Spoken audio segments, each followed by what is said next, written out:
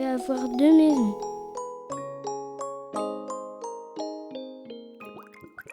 La séparation parentale est une épreuve dans la vie de l'enfant.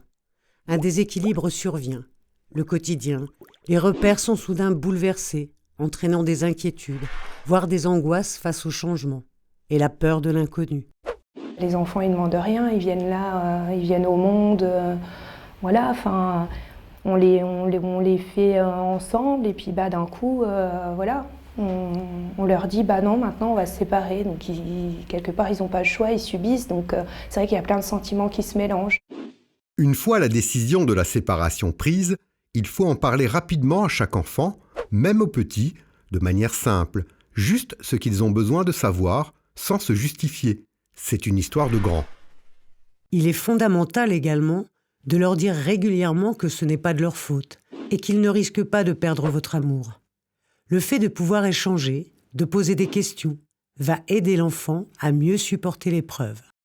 J'ai essayé d'utiliser des mots simples, de lui dire qu'on ne s'entendait plus, on ne s'aimait plus, mais qu'on serait toujours là pour elle, quoi, que pour elle, ça ne changerait rien, qu'elle aurait toujours son papa, sa maman, et que juste, elle aurait 2 maisons, en fait. Au lieu de leur parler avec des mots d'adultes, j'avais trouvé un petit livre qui expliquait aux grands, voilà pourquoi...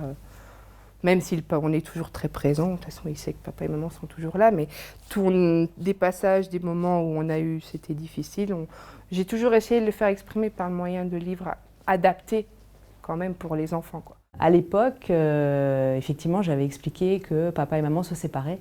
Et puis après, par la suite, on a revu ça avec la psychologue, où on a vraiment posé les noms des personnes, en fait. Donc moi, Christine, le papa, Alexandre, où vraiment c'était ces personnes-là qui se séparaient.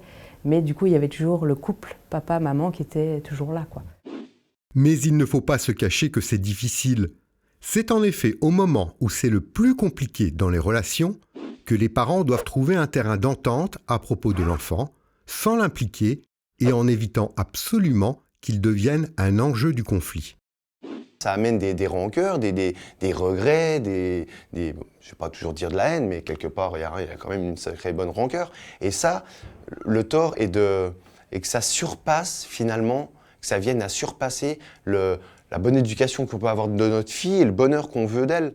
Je pense que quand on est séparés, on perd quand même quelque chose, on perd gros quand même, et du coup, l'amour de l'enfant, effectivement, il est toujours là, et on essaye chacun, peut-être inconsciemment, mais de se le tirer vers soi, quoi.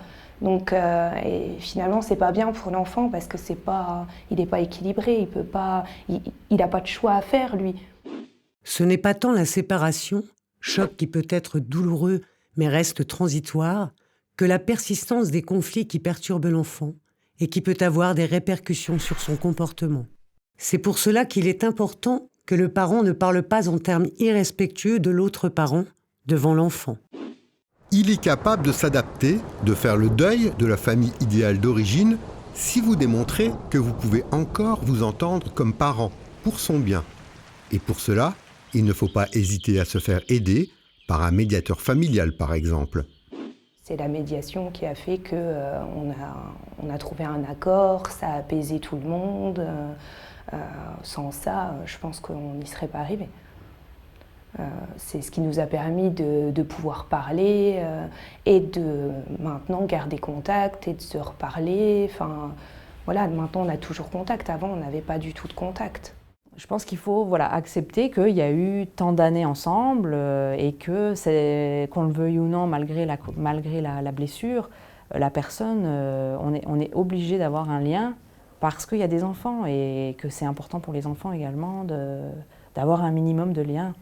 Pour être rassuré, l'enfant a besoin de savoir comment cela va se passer pour lui, tant au niveau de l'organisation et de la régularité du mode de garde que sur les changements concrets que la séparation implique. Quand c'est possible, il faut essayer de préserver ses autres repères, comme son école ou son club de sport. L'enfant a besoin de continuité. Même séparés, les parents doivent conserver des principes de base communs d'éducation, tout en acceptant qu'il puisse y avoir quand même des différences entre eux dans la pratique. Si les parents ont pu s'entendre sur les modalités de cette nouvelle vie, il n'y a aucune raison pour que l'enfant ne prenne pas sa place dans cette nouvelle organisation. Je vois ma fille épanouie déjà, donc pour moi c'est l'essentiel. Elle sait que son papa l'aime, que sa maman l'aime, et je pense que voilà, elle est bien dans sa tête. Donc pour moi, voilà, c'est l'essentiel. On a quand même gardé, entre guillemets, même si on ne vit plus ensemble, cette valeur un petit peu quand même de famille, puisqu'il joue son rôle de papa, je joue mon rôle de maman.